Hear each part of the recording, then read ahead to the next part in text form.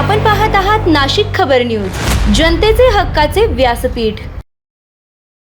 मुख्यमंत्री देवेंद्र फडणवीस यांनी शाश्वत शेती, कृषीरत्नांचा गौरव आणि महाराष्ट्राच्या गेल्या 9 वर्षातील जीएसटी मधील उल्लेखनीय कामगिरीवर प्रकाश टाकला। त्यांनी सांगितले की जीएसटीमुळे भारताची अप्रत्यक्ष कर व्यवस्था अधिक पारदर्शक, सुलभ आणि कर अनुपालनावर आधारित व्यवस्थेत रूपांतरित झाली आहे।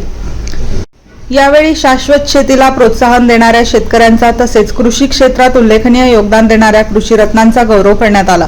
महाराष्ट्राने गेल्या 9 वर्षात जीएसटी महसूल संकलनात सातत्याने दमदार कामगिरी करत देशातील आघाडीच्या राज्यांमध्ये आपले स्थान कायम राखल्याचे मुख्यमंत्री देवेंद्र फडणवीस यांनी नमूद केले।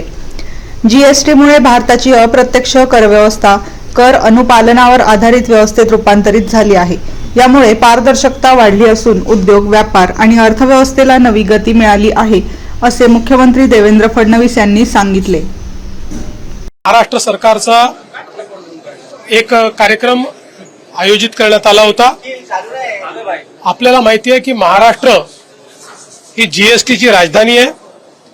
देशामध्ये सर्वाधिक जीएसटी जमा होणारं राज्य महाराष्ट्र आहे। जवळपास मागील वर्षी 3,60,000 कोटी रुपये जीएसटी महाराष्ट्राने जमा केला। आपल्या नंतरचे दोन्ही राज्य जे आहेत कर्नाटक आणि गुजरात यांनी एकत्रित जमा केलेला जीएसटी हा 3 लाख कोटी आहे। म्हणजे त्यांच्या दोघांपेक्षा जास्त आपण जीएसटी जमा केलाय। आणि ज्या प्रकारे भारत सरकारने जीएसटीचा कायदा केल्यानंतर महाराष्ट्राला त्याचा फायदा झालाय, त्या संदर्भातली सगळी माहिती आज मी त्या ठिकाणी सांगितली। आणि मला विश्वास आहे की पुढच्या काळामध्ये अशाच पद्धतीनं दरवर्षी 15% वाढ 14 ते 15% जर महाराष्ट्राला मिळत राहिली तर आपली अर्थव्यवस्था अधिक बळकट होईल।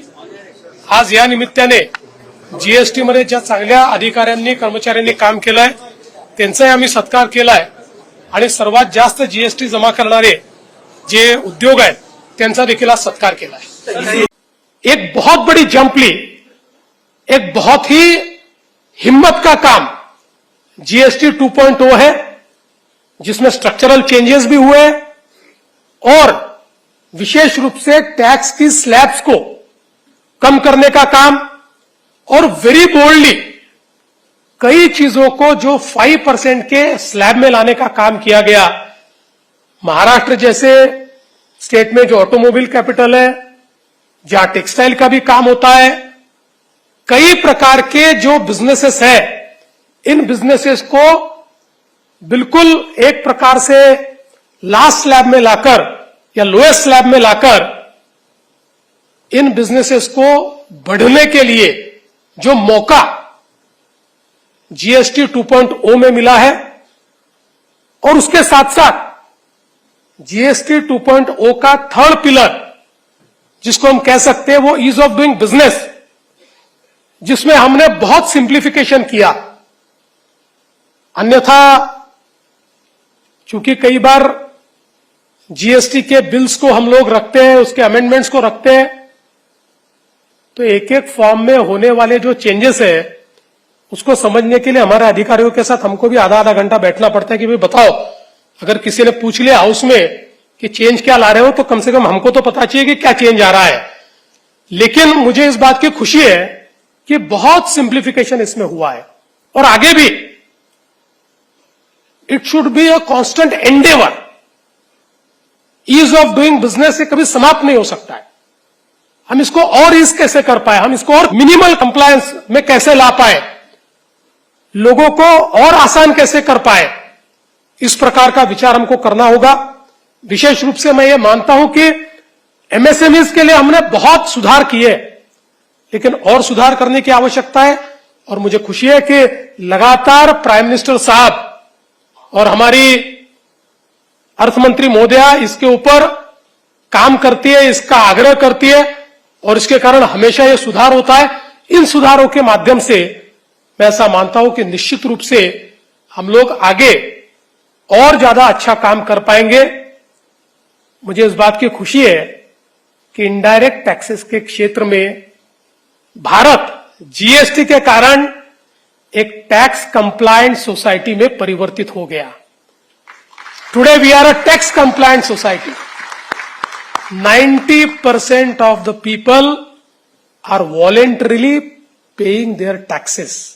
गावांमध्ये जलसंधारणाची कामं केली आणि मला सांगताना आनंद वाटतो, त्यातली अनेक गावं अशी आहेत की ज्या गावांमध्ये एक पीक लोक घेत होते, आता त्यातल्या अनेक गावांमध्ये 2 पिकं आणि 3 पिकं लोक घेत आहेत.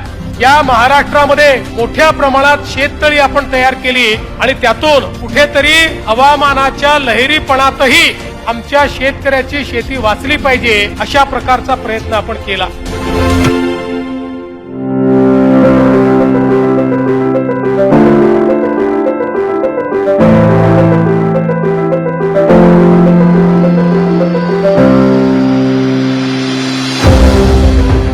मुझे इस बात की खुशी है कि इनडायरेक्ट टैक्सेस के क्षेत्र में भारत जीएसटी के कारण एक टैक्स कंप्लायंट सोसाइटी में परिवर्तित हो गया.